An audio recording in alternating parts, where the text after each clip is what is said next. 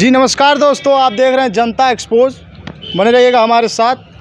अभी मौजूद हैं हम बड़हलगंज में, और बता दें बड़हलगंज ब्लॉक पे कुछ ग्राम सभा के प्रधान हैं जो अनवर अनशन पे बैठे। आइए इनसे हम बात करते हैं और इनकी परेशानी क्या है इसके विषय में हम बात करते हैं। सिया कहाँ है बैठल हैं? परेशानी बा सचिव से परेशानी बा, गांव का विकास नहीं हो पा रहा है। गांव का कोई काम नहीं हो रहा है। गांव का जैसे कुटुंब रजिस्टर का नकल है, परिवार रजिस्टर है, सब नहीं मिल रहा है। आते हैं लोग रिटर्न चले जाते हैं। यही है। तो ये जो सचिव वाला मैटर चल रहा है ये कितने दिन से चल रहा है? 6 महीना हो गया लमसम। 6 महीना हो गया, लिखित रूप से 6 महीना हो गया। आज बयान करते करते हम लोग थक गए हैं। बस हो जाएगा, बस हो जाएगा, हो जाएगा बस। तो इनकी ग्राम सभा में कितने दिन तक उपस्थिति रहती है? उपस्थिति करना रहती है 6 दिन 4 दिन रहेंगे और क्या रहेंगे। ब्लॉक पे मिल जाए वही। जी सर, क्या नाम पड़ेगा आपका? गुलशन कुमार यादव, प्रधान बुढ़नपुरा। उनका ब्लॉक पे ही मिल जाए वही बहुत बड़ी चीज़ है। तो गांव में तो जाना छोड़ दीजिए। गांव की जनता नहीं पहचानती उनको कि हमारा सचिव कौन है। कहा जाता है प्रधान और सचिव का जो रिश्ता होता है वही अगले जो ग्राम सभा होता है उसकी विकास की जो पहिया रहती है वो सिक्योरिटी साहब के बल पे चलती है। तो पहिया तो चल नहीं रहा है यहाँ पे। हाँ, पहिया जाम पड़ा हुआ है ना। हम लोग कह के सबसे ऊंचे अधिकारियों से भी कह के थक गए, ब्लॉक स्तर से अधिकारियों लोग को कह के थक गए। फिर लास्ट में हमें यही लगा कि धरने पे ही बैठना है। कहीं ना कहीं आप लोग गांधी जी से प्रेरित होकर अनशन पे बैठ गए। कहा जाता है ये गांधी जी का भारत देश है और अनशन से इन्होंने अंग्रेजों को खदेड़ दिया। तो सिक्योरिटी साहब क्या है? सर क्या नाम पड़ेगा आपका? जी सादर प्रणाम, आदर्श शाही, ग्राम प्रधान खर्शी पांडे।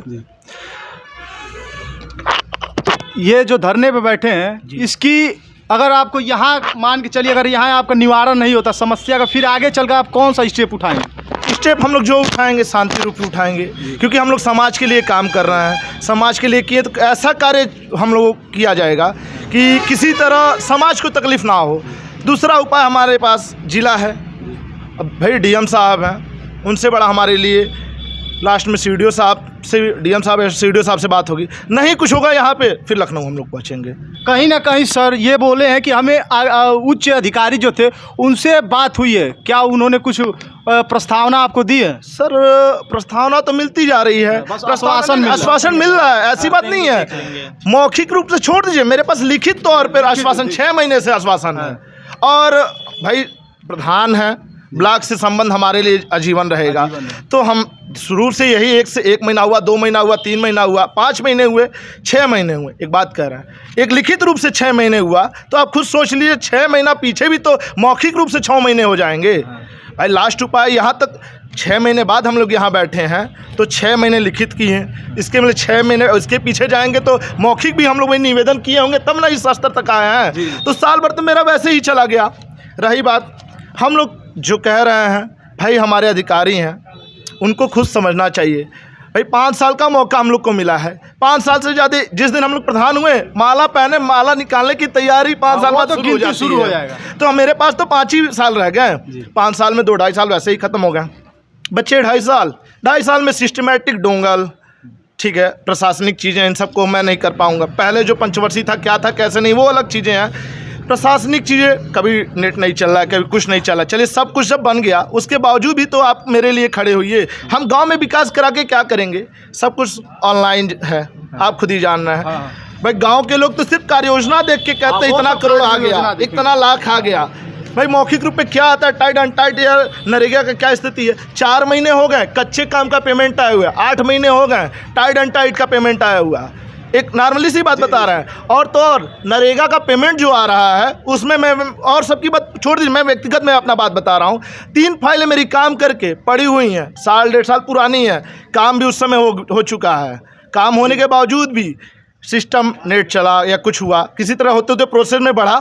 आज का स्थिति ये है, अकाउंटेंट साहब को मैं व्यक्तिगत फ़ोन किया हूँ, आपको दिखा रहा हूँ। मैं 20 कॉल करने के बाद ये जब फ़ोन करते हैं या मीटिंग में रहते हैं, श्रीमान महोदय से पूछते हैं सर वाउचर फीड हो गया? भाई जिसके दुकान से हम लाएंगे वो तो 1 से 2 महीने ज़्यादा उधारी कोई देगा नहीं, तो वो तो क्रेडिट किसी तरह से बचा के इज्जत रखे हुए हैं 6 महीने तक है। अब वो फ़ोन आता है भैया मेरा पेमेंट तो अकाउंटेंट साहब के पास आ रहे हैं, फीडिंग काम पूरा कंप्लीट होने के बाद अकाउंटेंट साहब फीडिंग नहीं करते हैं। फीडिंग जब नहीं होगा तो पेमेंट मान के चलिए 6 महीने बाद भी आए, फीडिंग नहीं रहेगा तो उसमें भी गया।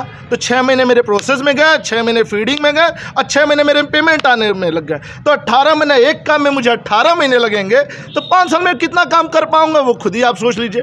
काम करा के मैं अपने घर से कितना करा। कहीं ना कहीं सर जो आपका दर्द दिखाई दे रहा है, क्या ये बड़हलगंज में बस आपके ग्राम सभा का दिक्कत है कि पूरे बड़हलगंज ब्लॉक की? बड़हलगंज ब्लॉक की नहीं, हमारे ग्राम हिसाब से, हमारे हिसाब से अभी जस्ट कुछ दिन पहले गोला ब्लॉक का आप स्थिति देख लीजिए, गगहा ब्लॉक की स्थिति देख लीजिए, बड़हलगंज ब्लॉक की, अरे क्या नाम है, कौड़ीराम ब्लॉक की स्थिति, ये अगल बगल की सी बातें मैं बता रहा हूँ।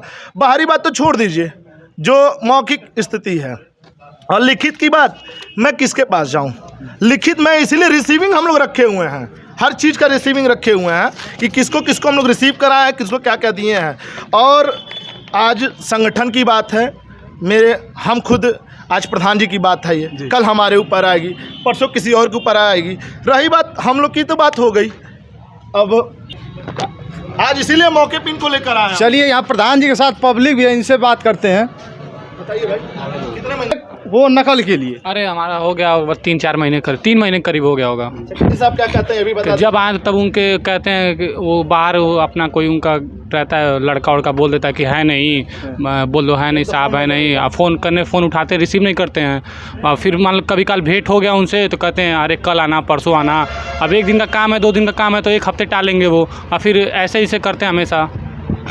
अच्छा ये बताइए, इनके पहले भी 6 महीने पहले से अगर प्रधान जी से बात अनबन होती है या उसके पहले वो ठीक थे, या 6 महीने के अंदर उनके अंदर जो खराबी निकलने लगी है? जब से आए हैं तब से वही, जब से वो आए हैं तब से ही ऐसे ही कर रहे हैं। जब से उनकी नियुक्ति आपके ग्राम सभा में हुई तब से यही परेशानी?